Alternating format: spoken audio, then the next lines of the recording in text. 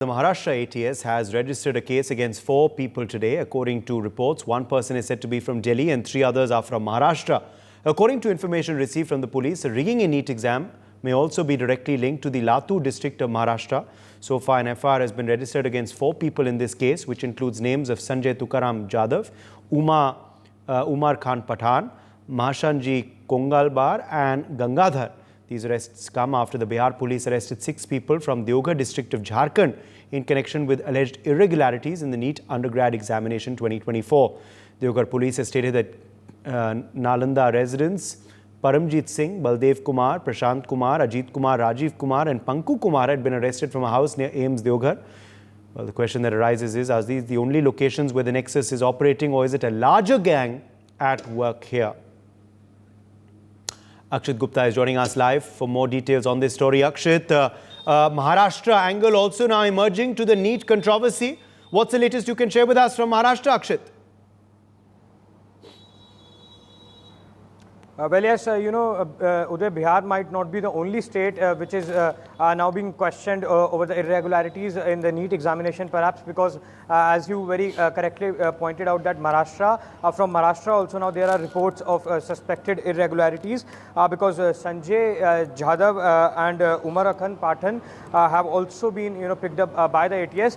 If I just tell you, it's rather important to listen and to, gauge in perspective from the students also.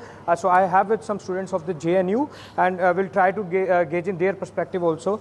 Sir, खाली बिहार नहीं, महाराष्ट्र में भी जो है irregularities निकल के सामने आ रही है, तो उसको लेकर क्या कहना चाहेंगे? देखिए, लगातार हम बार बार यही कह रहे हैं कि जिस तरह से सेंट्रलाइज किया गया है सिस्टम को, ये सिर्फ एक घटना नहीं है, नीट की एक घटना, यूजीसी नेट की एक घटना सिर्फ घटना नहीं है, पूरी स्ट्रक्चरली इसमें प्रॉब्लम है। तो हमारी बार बार से मांग रही है, जेएनयू से हमेशा से मांग उठाते रहा है कि एनटीए जैसी जो संस्था है, जो एक बिचौलिए का काम कर रही है, जो बीच में आकर अपना एक टेंडर के तहत काम करती है, तो ऐसी संस्था कहीं नहीं होना चाहिए। इस संस्था की ज़रूरत नहीं है, क्योंकि जो एडुकेशन है हमारे कॉन्स्टिट्यूशन में उसको कंकरेंट लिस्ट में रखा गया है, जिसमें स्टेट को भी पावर है एडुकेशन के ऊपर, सेंट्रल को भी पावर है। लेकिन इनका एक ज़िद है, इस सरकार की, एनडीए की सरकार की एक ज़िद है, एक देश एक तरह की चीज़ें, एक देश एक तरह की बातें, तो इसी के तहत आया है एक देश एक तरह का एग्ज़ाम। अभी केस सीबीआई को दे दिया गया है, तो क्या लगता है आपको वो ठीक अभी जो है उसको जो है ठीक ठाक से इन्वेस्टिगेट कर लिया जाएगा? देखिए, जो मानसिकता है सरकार की कि जब नीट में धांधली सामने आती है तो नीट करवाने वाली जो संस्था है एनटीए, उसका ही चेयरमैन को उस कमेटी की जांच की अध्यक्ष बना दिया जाता है। तो ये इससे इसकी मानसिकता हमें समझ आती है। और हमने पहले भी देखा है कि जो सरकारें हैं और इस सरकार में बहुत सारी धांधलियाँ बहुत एग्ज़ाम्स में पेपर में आई है, लेकिन अभी तक जो दोषी है उन सारे पेपर्स में अभी तक सज़ा नहीं मिली है। तो हमें नहीं लगता कि इस सरकार जो मानसिकता रखती है उससे आगे आने वाले समय में कोई भी फल आगे सामने आएगा। लेकिन जो हमारी मांगे हैं कि एनटीए जैसी संस्था को खारिज किया जाए और इस जो पूरे दायित्व हैं उसको नैतिक रिस्पॉन्सिबिलिटी लेते हुए जो हमारा एजुकेशन मिनिस्टर है उनको अपनी इस्तीफ़ा देना चाहिए, क्योंकि लगातार ये फेल हो रही है चीज़ों को कंडक्ट कराने में।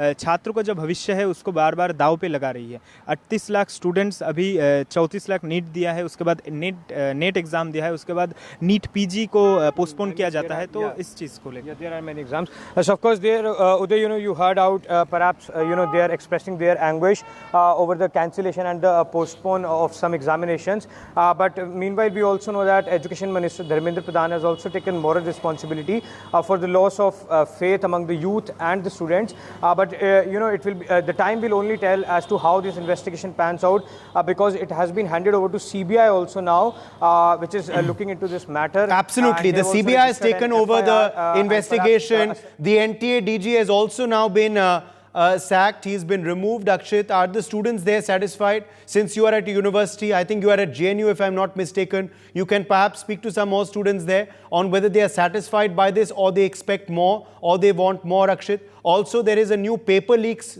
law which has become an act now. Are they hopeful that under that now papers will not get leaked and there will be more stringent laws which will be a deterrent? Well, yes, that anti-paper leak law has actually, come into place to prevent the irregularities which take place in the examination. Well, we will take their point of view on that also.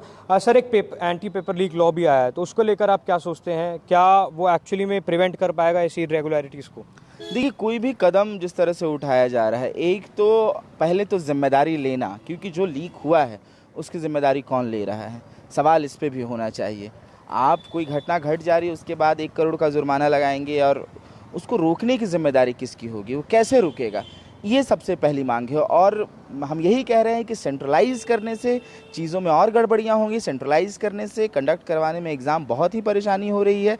और ऐसा नहीं है कि सिर्फ 1 exam, 2 exam, 3 exam की बात है, लगातार 2017 के बाद जब से एग्ज़ाम एनटीए करवा रहा है तब से ये दिक्कत आ रही है। और जेएनयू में भी ये दिक्कतें आ रही हैं कि लोग जा रहे हैं एग्ज़ाम देने के लिए, फिर 2-2 घंटा तक नहीं पेपर आ रहा है, नेट का एग्ज़ाम में 2-2 घंटा तक पेपर नहीं आ रहा है, गर्मी में बैठे हुए हैं, तो ये सारी समस्याओं को डील कौन करेगा? हाँ, हर चीज़ की दिक्कत है। और एक सवाल ये भी है कि अभी जिस तरीके से सरकार इन्वेस्टिगेशन कर रही है, कमेटी भी बनाई गई है, तो क्या स्टूडेंट्स उससे सेटिस्फाई हैं?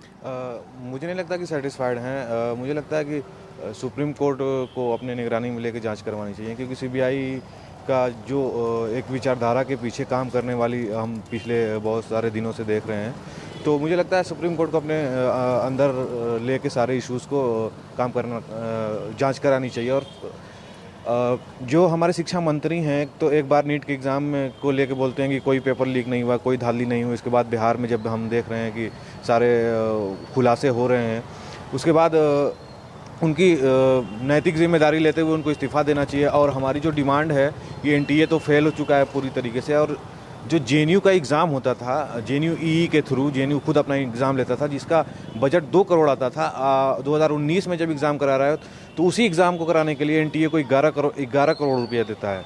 तो हमारी जो डिमांड है कि एक तो पैसे एक्स्ट्रा ले रहे हैं एनटीए वाले एग्ज़ाम कराने के लिए, और दूसरे एग्ज़ाम भी फेयरली नहीं हो रहा है, ठीक से नहीं हो रहा है।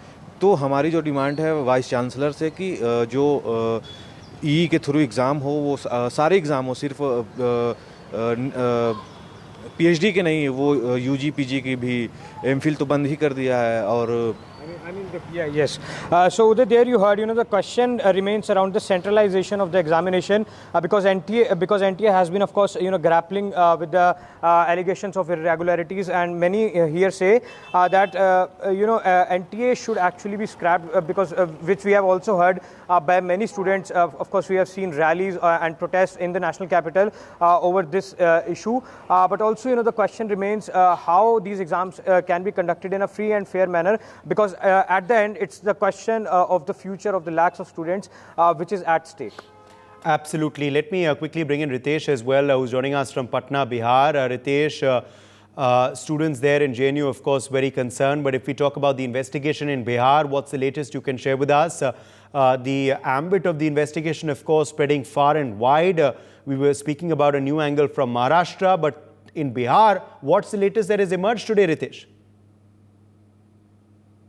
अब बिल्कुल देखिए कि बिहार में इन्वेस्टिगेशन ईओयू काफी तेजी से कर रही है और पूरे मामले को अब हैंडओवर करने की तैयारी है सीबीआई को। सीबीआई की जो टीम है वो पटना पहुंची है और कई जगह जाकर वो इन्वेस्टिगेट भी कर रही है कि कैसे प्रश्न पत्र लीक हुए, क्या कुछ कॉन्सिक्वेंसेस इसके रहे। इसके अलावा अगर बात करें तो कई सारे लूपहोल्स भी हैं, क्योंकि जिनके यहाँ से ये क्वेश्चन पेपर, जैसे कि जिस लर्न प्ले स्कूल की बात हो रही है, वहां पर हमने अभी एक्सक्लूसिव खबर की, उन लोगों से ईओयू ने पूछताछ नहीं की है। मनीष करके एक मास्टरमाइंड आ रहा है जिसके पास क्वेश्चन पेपर पहुंचे थे और उसी ने सभी छात्रों को लर्न प्ले स्कूल में ठहराया था, उससे पूछताछ नहीं की गई है। कई सारे नामों को छोड़ दिया गया है, तो इस ओर भी जांच चल रही है। लेकिन सीबीआई ने जब से जांच को आगे बढ़ाया है, अब छात्रों को लग रहा है कि उन्हें न्याय मिलेगा। सीबीआई की टीम लगातार सीन रिक्रिएट कर रही है, लोगों से पूछताछ कर रही है। कल भी अगर बात करें तो झारखंड से जिन 6 लोगों की गिरफ्तारी हुई थी, 18 घंटे तक एडीजी जो ईओयू के हैं उन्होंने उनसे पूछताछ की थी और कई अहम खुलासे हुए हैं। खास तौर पर जो संजीव मुखिया, जो मास्टरमाइंड है सोलवर गैंग गिरोह का, उसकी तलाश में लगातार छापेमारी हो रही है और हमें जो जानकारी मिल रही है उसके अनुसार वो नेपाल में है और नेपाल पुलिस से भी बिहार पुलिस लगातार कोऑर्डिनेशन में है ताकि उसकी गिरफ्तारी हो और ये पता चल सके कि आखिर इसके पीछे कौन कौन से लोग हैं और किन के सपोर्ट से नीट में ये इतनी बड़ी धांधली हुई। जी बिल्कुल रितेश, और अब अगर हम बात करें तो जो नए एंगल्स आए हैं सामने, उन पे राजनीतिक प्रतिक्रियाएं भी सामने आ रही हैं, कांग्रेस की तरफ से, राजद की तरफ से, जेडीयू की तरफ से और बीजेपी की तरफ से। क्या क्या राजनीति इस वक्त भी चल रही है इस बड़े मामले को लेकर रितेश? बिल्कुल, देखिए सबसे बड़ी बात है कि इतने बड़े मामले में जहां 24 लाख मासूम बच्चों के फ्यूचर की बात है, वहां अगर आप राजनीति करेंगे तो फिर जाहिर सी बात है कि छात्रों का भरोसा जो है और कम वोटिंग परसेंट जो हुआ था उसके पीछे ये भी वजह है कि आप छात्रों के नाम पर राजनीति कर रहे हैं। बीजेपी कह रही है कि आप हमाम में नंगे हैं, आरजेडी फोटो वायरल कर रही है, फिर बीजेपी के नेता जो है वो तेजस्वी यादव को कटघरे में खड़ा कर रहे हैं। यहां तो होना चाहिए कि आप राजनीति को साइड कीजिए और चाहे वो पक्ष हो या सत्ताधारी दल हो, उन सारे को एक कॉमन प्लेटफॉर्म पर आना चाहिए था। और जांच कहां तक आगे पहुंची, जांच में किन लोगों को फंसाया या बचाया जा रहा है, इस बात की जानकारी अगर पब्लिक डोमेन में ये सारी पार्टीज अगर करती तो जो स्टूडेंट्स हैं उनके बीच एक छात्रों के नाम पर ही राजनीति करेंगे तो ये बड़ी ही खराब स्थिति। और बिहार में इस वक्त वही चल रहा है जहां पर आरजेडी के नेता जेडीयू के नेताओं के पोस्टर को वायरल कर रहे हैं, जेडीयू के नेता जो है वो आरजेडी के नेताओं के पोस्टर को वायरल कर रहे हैं, बीजेपी पर आरजेडी हमलावर है, आरजेडी जो है वो तेजस्वी यादव से कनेक्शन खंगाल रही है। तो ये बड़ी ही विचित्र स्थिति है बिहार में ऐसे गंभीर मामले पे, जहां बेरोजगार, जहां स्टूडेंट्स के भविष्य की बात है, अगर उस पर राजनीति होगी तो ये बड़ी ही खराब पॉलिटिकल इमेज जाने वाली है छात्रों के बीच में। जी बिल्कुल, कुछ और इस वक्त मेहमान भी इस वक्त जुड़ गए हमारे संग। Kajal Kumari, NEET aspirant, is joining us live. Mayank Kumar, NEET aspirant, is also live with us. Kajal, the CBI now of course has taken over the probe. Are you satisfied with this development and what do you make of the new angles, the new leads tumbling out in this case? Sir हम सभी students बहुत ज्यादा खुश है कि कम से कम net से ही CBI inquiry तो स्टार्ट हुई, पर अब सब स्टूडेंट्स के मन में ये लग रहा है कि कहीं इतना लेट हो गया तो एविडेंसेस मिटा तो नहीं दिए गए, किसी को बचाने के चक्कर में इतनी लेट इंक्वायरी तो नहीं दी गई। तो इसीलिए हम सब स्टूडेंट्स चाहते हैं कि काउंसलिंग को कैंसिल ना किया जाए, बस उसे पोस्टपोन कर दिया जाए, 6 तारीख की जगह 9 तारीख कर दिया जाए, ताकि 8 तारीख को कोर्ट का क्या फैसला आता है थोड़ा हमें पता ना चल पाए।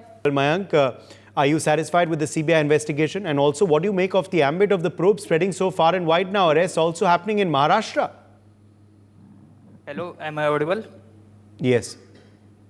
अभी देखा जाए तो सीबीआई को जो इन्होंने जांच सौंपी है उससे सेटिस्फैक्शन तो है, लेकिन वही है कि इतने दिनों बाद हुआ है ये, मतलब काफ़ी टाइम एक्चुअली बीत चुका है। अब देखिए ये इशू क्या है कि जैसा भी इन्होंने भी बताया कि अब काउंसलिंग पे रोक तो होनी चाहिए पहले, कि काउंसलिंग को 6 की जगह कभी पोस्टपोन कर दिया गया जब तक सुप्रीम कोर्ट का फैसला ना आ जाए। काउंसलिंग पे तो होनी चाहिए क्योंकि काफ़ी बच्चों का भी फ्यूचर भी इस पर लगा हुआ है। तो अभी सीबीआई को जो मिली है जांच उस पर तो हम सेटिस्फाइड हैं काफ़ी हद तक। जी, और अब अगर हम बात करें आगे की तो एनटीए डीजी हटाए गए हैं, जैसे आपको ये खबर मिली होगी। अब जांच जो है सीबीआई कर रही है, कुछ बच्चों के ग्रेस मार्क्स भी रद्द कर दिए गए थे, तो ये सबसे संतुष्ट हैं या कुछ और मांग है अब आपकी? सीबीआई पे जांच हो गई है, उससे तो हमें पेपर लीक का जितना भी इशू है वो तो सॉल्व हो सकता है अभी। और जो सुबोध कुमार को हटाया गया है सर को, तो उससे ये है कि अब अगली बार से थोड़ा और स्ट्रिक्टनेस होगी एनटीए में, अगर एनटीए पेपर कंडक्ट कराता है आगे से।